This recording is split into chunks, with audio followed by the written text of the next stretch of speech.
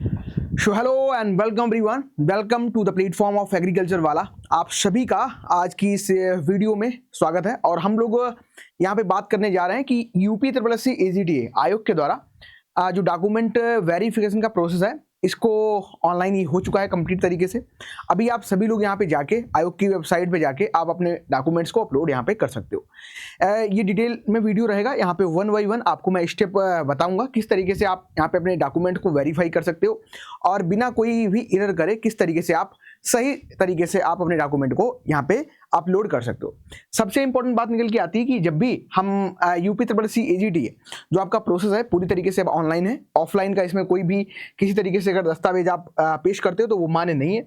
सबसे इंपॉर्टेंट बात यह है कि जब भी आप ये प्रक्रिया अपनाएं, डॉक्यूमेंट वेरिफिकेशन का जो क्रम है इसको जब अपनाएं तो ध्यान रखें कि आपको कुछ स्टेप्स हैं, उन स्टेप्स को आपको वन बाई वन करके यहाँ पे कंप्लीट करना है। कौन कौन से स्टेप रहने वाले हैं कंप्लीट यहाँ पे समझते हैं। यूपी ट्रिपल सी एजीटीए जो आपका ऑनलाइन डॉक्यूमेंट वेरिफिकेशन है इसको यहाँ पे हम समझने वाले हैं। तो सबसे इंपॉर्टेंट बात और सबसे जरूरी बात आप सभी के लिए यहाँ पे रहने वाली है कि ये डॉक्यूमेंट वेरिफिकेशन जो हो रहा है पूरा ऑनलाइन प्रोसेस है। इसमें किसी भी तरीके से ऑफलाइन या कोई मेल या किसी प्रकार से आप अगर दस्तावेज को सबमिट करते हो जाके ऑफिशियल जो आपका यूपी ट्रिपल सी आयोग सेंटर जो कि लखनऊ में है वहां पे, तो वो माने नहीं होंगे। आपको यहाँ पे करना क्या है, किसी भी तरीके से आप यहाँ पे ऑफलाइन या किसी भी मेल या किसी भी तरीके से ऑफिस विजिट करके अगर आप अपलोड करना चाहते हो तो ऐसा बिल्कुल मान्य नहीं है। और यहाँ पे सिर्फ आपके पास एक ही ऑप्शन है कि अभी आप क्या कर सकते हो, जो UP triple C gov.in website है यहाँ पे जाके आप अपने किसी भी मोबाइल फोन से, मैं कहूँगा ट्राई करना, लैपटॉप या जो आपका पीसी है वहाँ पे आप UP-CC.gov पे जाइए। यहाँ पे आप इस पे लिंक पे क्लिक करोगे या इस वेबसाइट पे जाओगे, आपको वहाँ पे ऑनलाइन डॉक्यूमेंट वेरिफिकेशन का प्रोसेस वहाँ पे दिया गया है, वहाँ पे आप अपलोड अपने डॉक्यूमेंट को कर सकते हो। ठीक है, सर्वर क्रैश या कोई तकनीकी समस्या है तो उसके लिए आयोग बिल्कुल जिम्मेदार नहीं है, आप ही जिम्मेदार पूरी तरीके से होने वाले हो। तो ध्यान रखना, जो यहाँ पे समय दिया गया है, सीमित समय जो आयोग के द्वारा दिया गया है, इसके अंदर अपने डॉक्यूमेंट को आप यहाँ पे कंप्लीट अपलोड कर दो। ठीक है, तो अगर टाइम की बात करें तो 6 मार्च से आपका डॉक्यूमेंट जो वेरिफिकेशन है ये स्टार्ट हो चुका है और 5 अप्रैल तक ये पोर्टल यहाँ पे खुला रहेगा। आप 5 अप्रैल तक बकायदा अपने फॉर्म भर सकते हो। 30 दिन का आपको पर्याप्त यहाँ पे समय जो है दिया गया है। ठीक है, और 5 अप्रैल के बाद जब आपका लास्ट डेट होगा, इसके बाद में आयोग ही डिसाइड करेगा कि आगे इसको और बढ़ाना है या नहीं बढ़ाना है। लेकिन मैं आप सभी को ये कहूँगा कि आप 5 अप्रैल तक या अभी स्टार्टिंग में 2-4 दिन रुक के आप पूरा प्रोसेस पहले समझ लो अच्छे तरीके से, फिर डॉक्यूमेंट को यहाँ पे अपलोड करना स्टार्ट कर दो। ध्यान रखना, 5 अप्रैल के बाद में यहाँ पे डॉक्यूमेंट सबमिट नहीं करे जाएंगे। 30 दिन का आपके पास मोटा मोटा टाइम है, इस 30 दिन के अंदर अपने डॉक्यूमेंट को यहाँ पे कंप्लीट अपलोड कर दो, पूरा प्रोसेस जो है उसको आप समझ लो। ठीक है, तो सबसे इंपॉर्टेंट डॉक्यूमेंट की सर लिस्ट कौन कौन सी हमारे पास होनी चाहिए पहले भी मैंने बताए। इससे अगर आप देखोगे तो आयोग अभी जो आप क्योंकि डॉक्यूमेंट वेरिफिकेशन स्टार्ट हो चुका है और बहुत सारे बच्चों ने यहाँ पे जो प्रोसेस को कंटिन्यू करा, तो कौन कौन से डॉक्यूमेंट हैं जो कि वहाँ पे रिक्वायर्ड हैं। तो सबसे पहले आपको रजिस्ट्रेशन नंबर, जो आपको एजीटी जब एग्जामिनेशन आपने दिया होगा तो एडमिट कार्ड में आपको वहाँ पे रजिस्ट्रेशन नंबर दिया होगा। ये आप अगर आपके पास एडमिट कार्ड है तो वहां से आप ले सकते हो, अगर एडमिट कार्ड नहीं है तो आप बकायदा अपना फोन नंबर जिससे आपने लॉगिन करा होगा उस फोन नंबर को डाल के भी आप वहां पे रजिस्ट्रेशन नंबर सर्च कर सकते हो, वो भी सुविधा यहाँ पे दी गई है। ठीक है, तो रजिस्ट्रेशन नंबर पहले डालेंगे, आपके पास होना चाहिए। ठीक है, जो कि आपको एजीटी एग्जाम दिया है तो वहां से मिल जाएगा। इसके अलावा नई आपकी फोटो होनी चाहिए। फोटो में ध्यान रखना कि फोटो एक व्हाइट बैकग्राउंड के साथ हो, आपका जो चेहरा है पूरी तरीके से स्पष्ट होना चाहिए। तो नई फोटो खिंचवा लेना, ठीक है, जो कि स्पष्ट हो एकदम। साथ ही साथ आपको 10th की, अच्छा कुछ लोगों के पास दिक्कत ये आ रही है कि उनके पास मार्कशीट भी है, सर्टिफिकेट भी है। ठीक है, तो मार्कशीट सर्टिफिकेट को आप एक ही पीडीएफ में बना लेना। ठीक है, दोनों को एक ही पीडीएफ में आप बना लेना। सेम आप वो आपका 10वीं का करेंगे, सेम आपको यहाँ पे आपको जो 12वीं है उसका आपको करना है। दोनों को आपको पीडीएफ फॉर्म में एक पीडीएफ बनानी है। ठीक है, एक मार्कशीट ही हो जाएगी, एक हो जाएगी, दोनों को रख के एक पीडीएफ कन्वर्ट कर लेना। ठीक है, फिर बीएससी में, अब बीएससी में समस्या ये आ रही कि आपके पास डिग्री भी है ना, कुछ के पास डिग्री है, कुछ के पास ट्रांसक्रिप्ट भी है ना। ट्रांसक्रिप्ट और डिग्री सभी के पास है, क्योंकि क्या होता है ना, जैसे मान लो आप एडमिशन लेते हो एमएससी में तो वहाँ पे ट्रांसक्रिप्ट आपकी जमा हो जाती है।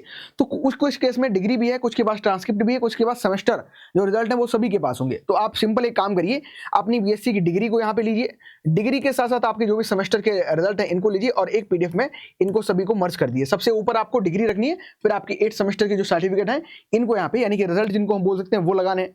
इसके अलावा डोमिसाइल, कहाँ के आप निवासी हो। ठीक है, मूल निवास आपने बनवाया होगा, जल्दी का बना हो तो बढ़िया है, नहीं तो आपने जब अपलोड किया हो तो ध्यान रखना 3 साल की वैलिडिटी डॉक्यूमेंट की यहाँ पे होती है, डोमिसाइल की और कास्ट की, है ना, कैटेगरी और जो भी आपकी होते हैं तो उनकी वैलिडिटी होती है। ईडब्ल्यूएस की आपकी ईयर आपका नया अपडेटेड लगेगा। तो यहाँ पे डोमिसाइल जो है नया भी आप लगा सकते हो और अगर चाहो तो पुराना भी लगा सकते हो, बशर्ते 3 साल से ज्यादा पुराना ना हो तो वो आप यहाँ पे लगा सकते हो। ट्राई करना कि नया ही बना होगा, क्योंकि आप 7 दिन में बन भी जाता है तो उसको भी आप लगा के यहाँ पे अपना जो आगे का प्रोसेस को कंटिन्यू कर पाओगे। इसके अलावा अगर कोई भी ऐसा स्टूडेंट है इसका ईडब्ल्यूएस सर्टिफिकेट लगना है या किसी का कास्ट सर्टिफिकेट लगना है तो कास्ट सर्टिफिकेट भी आपका नया होता है, डोमिसाइल भी नया होता है, इनकम भी नहीं होती। तो यहाँ पे सिर्फ आपको डोमिसाइल और आपके जो कैटेगरी जो भी आपके SC ST OBC स्टूडेंट है तो उनको यहाँ पे कैटेगरी की भी रिक्वायरमेंट है, तो नए वाले जो सर्टिफिकेट है उनको यहाँ पे आप लगाएं। अगर पुराना है तो ध्यान रखना 3 साल से फिर ज्यादा ना होना चाहिए। इसके अलावा प्रिफर्ड कौन कौन से और जो डॉक्यूमेंट है जो कि रिक्वायर्ड है, यानी कि उनके लिए जिन्होंने वहां पे प्रेफरेंस पहले भरी थी, जैसे कि हो सकता है कोई NCC करा हो, उसके पास 20 सर्टिफिकेट हो, कोई स्काउट गाइड किया हो तो एडिशनल में वहां पे भी आप अपलोड कर सकते हो। ऐसी कोई कह सकते हैं जिन्होंने प्रेफरेंस पहले किया होगा उनके लिए इंपॉर्टेंट रहने वाला है। अब सबसे इंपॉर्टेंट बात आती है फोटो की। तो फोटो में बहुत सारे स्टूडेंट को कंफ्यूजन हो रहा था कि फोटो के लिए क्या हम करें, किस तरीके से फोटो हमको खिंचानी है ताकि हमारी फोटो जो है सही से यहाँ पे अपलोड हो जाए। ध्यान देना, जब भी कोई साइबर कैफे पे जाओगे या आपका जनसेवा केंद्र होगा वहां पे जाना तो उनसे बोल देना कि हमें ना 50 से लेकर 100 MB के बीच में आपकी फोटो चाहिए, जो कि JPG या JPEG फॉर्मेट में आप मेरे को दे दो, और लाइट बैकग्राउंड रखना जिसमें आप सफेद या ग्रे बैकग्राउंड को ऑप्ट कर सकते हो। ठीक है, तो उनको ये बता देना या इसका स्क्रीनशॉट ले लो यहाँ पे। ठीक है, स्क्रीनशॉट लेना, कहना मुझे ना इस फॉर्मेट में मेरी फोटो चाहिए, तो वो आपको बना के दे देंगे, जो भी आपसे चार्ज करेंगे उसको आप दे देना वहाँ पे। फिर बात आती है PDF का। तो PDF में भी सेम यही है कि PDF में बाकायदा जो भी डॉक्यूमेंट आप बनाओगे तो उसका एक प्रेफर्ड साइज होना चाहिए, यानी कि PDF आपकी 200 से लेकर 2 MB के बीच में होना चाहिए। लेकिन ध्यान रखना, जब भी आप जब PDF बनाते हो तो उसमें एग्जैक्ट साइज बड़ा होता है PDF का, और जब आप उसको किसी वेबसाइट के जाके मर्ज करते हो तो वहाँ पे कभी कभी क्या होता है कि आपकी ओरिजिनल डॉक्यूमेंट की क्वालिटी खराब हो जाती है, विजुअलिटी कम हो जाती है। तो ध्यान देना, जब भी आप उसको PDF को कन्वर्ट करो 2 MB से कम में, तो ध्यान देना एक बार खोल के रूल्स को देख लेना ताकि आपके डॉक्यूमेंट हो सारे अच्छे से विजिबल हो रहे हैं कि नहीं, दिखाई दे रहा है कि नहीं दिखाई दे रहा। ठीक है, मोबाइल से ट्राई करना कि नहीं स्कैन करो, अगर अच्छा फोन है तो हाँ, अगर बढ़िया आपके पास कोई स्कैनर वगैरह अच्छा पड़ा है देन वहाँ पे कर सकते हो, बशर्ते वही ध्यान आपको देना कि सारी चीजें विजुअल हैं कि नहीं है। नहीं है तो एक साइबर कैफे पे चले जाओ, अपने डॉक्यूमेंट को लेके वहाँ पे उनसे जो आपका प्रिंटर है वहाँ से आप स्कैन उनको करवा सकते हो। ठीक है, तो ये आपका यहाँ पे फोटो और PDF के रिलेटेड इन्फॉर्मेशन यहाँ पे आपको देखने को मिल रही है। इसके अलावा अब आते हैं 1 by 1 स्टेप पे क्या करना है। सबसे पहला जो स्टेप आपका यहाँ पे रहने वाला है, फर्स्ट थिंग आपके पास यहाँ पे होना चाहिए आपका रजिस्ट्रेशन नंबर। रजिस्ट्रेशन नंबर आपके पास होगा, देन आप UPSSC का जो आपका ऑफिशियल पोर्टल है वहां पे जाओगे, अपलोड डॉक्यूमेंट का एक सेक्शन दिया है उसके क्लिक करना। वहां पे क्लिक करोगे तो आपको यहाँ पे आपका रजिस्ट्रेशन नंबर डालना होगा, और जो भी आपका मोबाइल नंबर जब आपने रजिस्ट्रेशन करा था या आपको जो ईमेल आपने भरी थी तो उस पर आपको OTP देखने को मिलेगा। उस OTP को डालोगे तो आपको यहाँ पे, और कैप्चा डालोगे तो आपको यहाँ पे वेरिफिकेशन का स्टेप है, आप क्लिक करोगे देन वेरिफिकेशन पे आके आप यहाँ पे बढ़ जाओगे। ठीक है, तो ध्यान रखना AGTA का रजिस्ट्रेशन नंबर ही आपको चाहिए, ऐसा ना करना कि पेट का रजिस्ट्रेशन नंबर डाल दे, तो वो गलत है। आपको यहाँ पे रजिस्ट्रेशन नंबर जो है AGTA वाला ही डालना है। साथ ही साथ बात करते हैं स्टेप 2 की। तो जैसे ही आप डालोगे तो स्टेप 2 पे आप आ जाओगे। यहाँ पे आपको क्या करना है, आपकी बेसिक डिटेल और फोटो को आपको अपलोड करना है। फोटो का मैंने पहले क्राइटेरिया बता दिया है, पहले आपको यहाँ पे अपना हिंदी में नाम और फिर पिता का नाम, आपको यहाँ पे सारी चीजें चेक करनी है और उनको फिल कर देना है। आपका मैरिटल स्टेटस कैसा है, मैरिड हो, अनमैरिड हो, सिंगल हो, क्या हो, वो भी आप यहाँ पे अपना बॉक्स दिया होगा उसको चूज करके आगे बढ़ जाना। इसके अलावा फिर आता है आपका फोटो। फोटो अपलोड करते समय सेम वही आपका जो पैरामीटर्स थे उनको ध्यान में रखना है, और फोटो आपको यहाँ पे अपलोड करनी है। अगर आपके पास मैरिज सर्टिफिकेट अपलोड नहीं है, करना है, यस करोगे तो अपलोड करना होगा, नहीं तो कोई दिक्कत नहीं, नो पे आप क्लिक करके आगे यहाँ पे बढ़ सकते हो। नेक्स्ट आता है स्टेप 3 हमारा। यहाँ पे आपको क्या करना है, अब आपको एकेडमिक अपने जो डॉक्यूमेंट है इनको यहाँ पे भरना है। इसमें कौन कौन से, तो आपका 10th का डॉक्यूमेंट हो गया और 11th जो 12th का डॉक्यूमेंट है इसको यहाँ पे भरना है। अब ध्यान देना कि यहाँ पे जो ग्रेड सिस्टम है, ठीक है, ग्रेड या फिर परसेंटेज सिस्टम में से एक चूज कर सकते हो। अब बहुत सारे स्टूडेंट जो हैं मोस्टली अगर कहें तो आप परसेंटेज सिस्टम यहाँ पे चूज करेंगे अपने 10th के लिए 12th के लिए। तो आप अपना बोर्ड का नाम डालो, फिर रोल नंबर डालो और फिर इशू डेट। अब इशू डेट कहाँ पे मिलेगी आपको, जो आपका मार्कशीट है उसके नीचे साइड में कोने में जाना मिल जाएगी, या फिर कुछ स्टूडेंट में क्या है, आप पलटोगे उसको तो पीछे साइड में आपको वहाँ पे डेट देखने को मिल जाएगी, जब वो आपका कह सकते हैं यहाँ पे अपलोड जो आपको रिजल्ट मिला था तो वहाँ पे इशू डेट क्या थी वो आप यहाँ पे भर देना। ठीक है, ध्यान रखना कि 10th और 12th की जो मार्कशीट है और सर्टिफिकेट को एक ही मिला के अलग अलग है, तो उस केस में आप क्या करोगे, इनको दोनों को एक मर्ज कर देना एक PDF में। ठीक है, इस तरीके से दो हैं तो उनको एक बना देना। ठीक है, एक बना के PDF आप यहाँ पे अपलोड कर पाओगे, यानी कि पहले मार्कशीट है फिर सर्टिफिकेट है, दोनों को मर्ज कर दिया और मर्ज करने के बाद मैक्सिमम आपका 2 MB या इससे कम का आप PDF यहाँ पे बना लेना। फोर्थ स्टेप आएगा फिर आपको, यानी कि जब ये वाला स्टेप कंप्लीट कर दोगे देन आपका फोर्थ स्टेप आएगा, यहाँ पे आपको एसेंशियल क्वालिफिकेशन के बारे में भरना है, जो कि आपकी BSc एग्रीकल्चर, हॉर्टिकल्चर, यानी जो भी डिग्री आपके पास है वो आपको यहाँ पे देखने को मिलने वाली है। पहले आपको यूनिवर्सिटी का नाम डालना है, देन आपको रोल नंबर डालना है, फिर जो इशू डेट है, इशू डेट फिर से वही बात है, इशू डेट बाकायदा आपको डिग्री में भी मिल जाएगी, कब वो इशू करी गई है तो उस डेट को यहाँ पे आप फिल कर देना। ये यहीं पे बहुत सारे स्टूडेंट को समस्या आएगी जिन्होंने पहले डेट कुछ और भरी थी, अब कुछ डेट और भरना चाहते हैं, तो वो ऐसा नहीं होगा। आपको इशू डेट, आपको जो आपके मेन जो कह सकते हैं सर्टिफिकेट्स में डेट है वही आपकी यहाँ पे मानी जाएगी, ठीक है। फिर इसके अलावा आपका जो CGPA है इसको परसेंटेज में बदल सकते हैं, वो तो सिस्टम सेम रहता है। जो CGPA प्रणाली है 10 की रहती है और जो परसेंट है वो 100 का रहता है, ठीक है। तो मान चलो किसी का 7.8 है तो परसेंट में बदलेगा 78% आपका हो जाएगा। सिंपल है, ये आप इस तरीके से यहाँ पे कर सकते हो, ठीक है। PDF बनाने के सही क्रम में अगर देखें तो पहले तो डिग्री को ऊपर रखिए, सबसे ऊपर अपनी डिग्री रखिए, ठीक है। जो डिग्री आपको मिल गई है उस डिग्री को ऊपर रखिए, फिर आपकी फर्स्ट सेमेस्टर की मार्कशीट, सेकंड सेमेस्टर की, फिर इस तरीके से थर्ड, फोर्थ, फिफ्थ, इस तरीके से आप बना लेना। यहाँ पे पूरा क्रम दिया है, सबसे पहले डिग्री रहेगी ऊपर आपको, फिर आपको first, second, third, fourth, fifth, six, seventh, eighth, इस तरीके से बना के पूरा आप इनको मर्ज करके एक PDF में यहाँ पे बना देना। एक PDF में इनको कन्वर्ट करके आप वहाँ पे अपलोड कर देना। तो यहाँ पे एसेंशियल क्वालिफिकेशन वाला जो ग्रुप है ये आपका स्टेप यहाँ पे कंप्लीट हो जाएगा।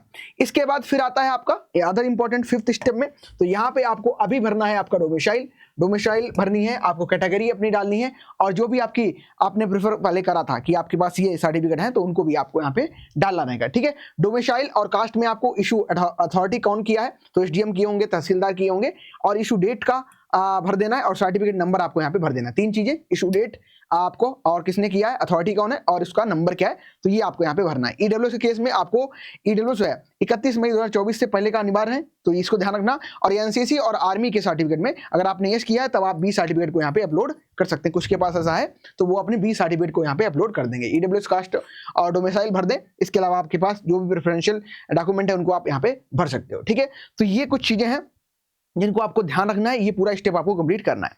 अब बात आती है सबसे इंपॉर्टेंट की, अगर बात करें मिस्टेक्स कौन कौन सी है, जैसे कि एफिडेविट का बड़ा कह सकते हैं आप लोगों में ना कंफ्यूजन सा क्रिएट हो गया कि एफिडेविट मुझे लगाना है तो लगाना कहाँ पे है और लगाऊं तो किस तरीके से लगाऊं। तो यहाँ पे अगर समझोगे, अब जैसे मान चलो कोई आपका नाम आपने अपना चेंज करवाया या पिताजी का नाम चेंज कराया, तो नाम में आपको क्या करना है, नाम या कोई पिता का नाम या जन्म तिथि में आपने कोई मिसमैच है तो उससे घबराना आपको नहीं है। करना सिंपल ये है कि सेक्शन 10 जो आपका है अदर रिलेवेंट डॉक्यूमेंट में जाएं, वहां पे अपना एफिडेविट अपलोड कर दें।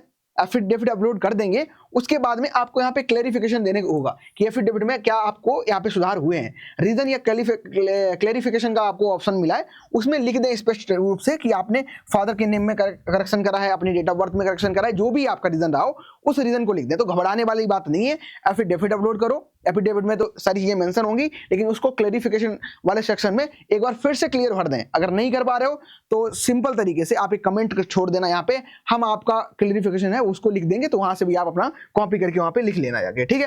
तो ये आपका हो जाएगा। फिर आएगा सिक्स्थ स्टेप। अब यहाँ पे बाकायदा आपको फाइनली आपका सारा स्टेप कंप्लीट हो चुका है, फाइनल आपको डिक्लेरेशन करना है एंड आपको प्रिंट आउट निकालना है। तो कम से कम मैं तो बोलूंगा 10 बार तो नहीं, लेकिन हाँ सारे डॉक्यूमेंट को पहले से देख लें। ऐसा ना करें अपने आप किसी दोस्त को फोन कर दिया भाई तू अपलोड कर दो, तुम्हें नहीं खुद अपलोड करना है। अगर खुद कर पा रहे हो तो बहुत बढ़िया है, नहीं तो आप साइबर कैफे पे जाओ, वहां पे भी साइबर कैफे पे जो पर्सन काम करते हैं उनके पास बैठो और बाकायदा सारी चीजों को अच्छे से मैच करो, स्पेलिंग भी मैच करते चलो, ठीक है।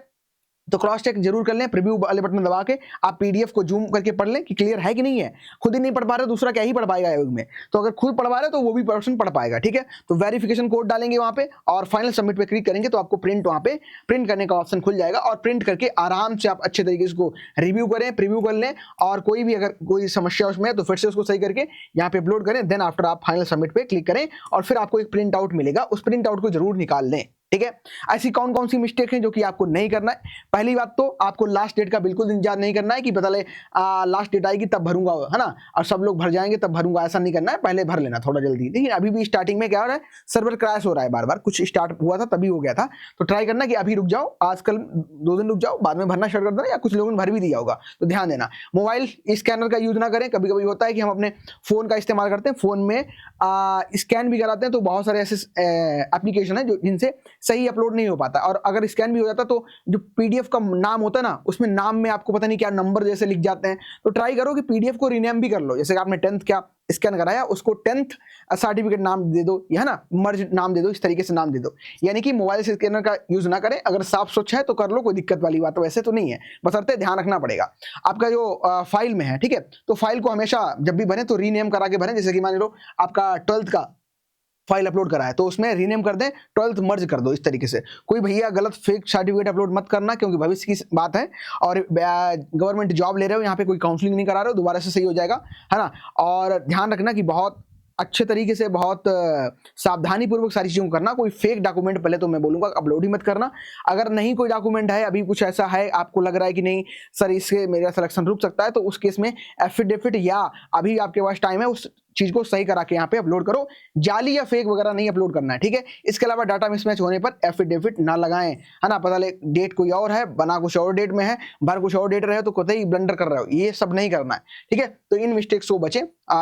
फाइनल टिप यही है कि फाइनली अपने आप भरें, अगर हो पाता है, नहीं अपने आप हो पाता है साइबर कैफे पे जाओ, साइबर कैफे पे जाके भी उस पर्सन के साथ खुद बैठो, है ना, और खुद बैठ के सारी चीजों को सही से भरवाओ, और ध्यान से अपना प्रिंट आउट निकाल के फाइनल सबमिट बटन पर जरूर क्लिक कर देना, ठीक है। ट्राई करो कि जो भी पीडीएफ आप बना रहे हो उसमें अपना नाम, उसका पीडीएफ का नाम जरूर दे दें कि 10th की मार्कशीट है तो 10th की मार्कशीट है, आपको भी क्लियर विजुअल है कि क्लिक करेंगे तो 10th की डिटेल है, पता ले है 12th की है, उसमें डाटा है 10th का, लिखा है 12th और भर दिया कहीं और। तो ऐसा बिल्कुल ब्लंडर ना करें, ठीक है। अपलोड करने के बाद खुद फाइनल सबमिट जो है उसको फाइनल सबमिट पर क्लिक करके प्रिंट जो है ये जरूर निकाल के ले लें, है ना। सबमिट जरूर कर दें फाइनल, और सारी चीजों को इस तरीके से आप करोगे तो कोई दिक्कत आपको देखने को नहीं मिलेगी। भड़बड़ा आना नहीं है, आराम से सारी चीजें प्रोसेस हो जाएंगी। थोड़ा शांति बनाए रखो, सभी के डॉक्यूमेंट अपलोड हो जाएंगे, ठीक है। कोई जल्दबाजी वगैरह बिल्कुल मत करें। सभी डॉक्यूमेंट, सभी फोटोज साइज वगैरह उनको सही से चेक करके ही अपलोड कराएं। बेस्ट लक आपको, जल्दी जल्दी अपना जो प्रोसेस है आसानी से और जल्दी से जल्दी आप कराएं, लास्ट डेट का इंतजार ना करें, ठीक है। कोई दिक्कत आती है, कोई समस्या आती है तो बिल्कुल कमेंट बॉक्स आप सभी के लिए ओपन है, या फिर मेरे पर्सनल टेलीग्राम पे भी जाके आप अपनी समस्या को यहाँ पे लिख सकते हो। ये मेरा पर्सनल टेलीग्राम आप सभी के पास है। अगर कोई दिक्कत आती है, कोई समस्या आती है तो फिर बिल्कुल मुझसे आप यहाँ पे कनेक्ट करके अपनी उस समस्या का समाधान ले सकते हो। Thank you everyone, thank you for watching, wish you very best.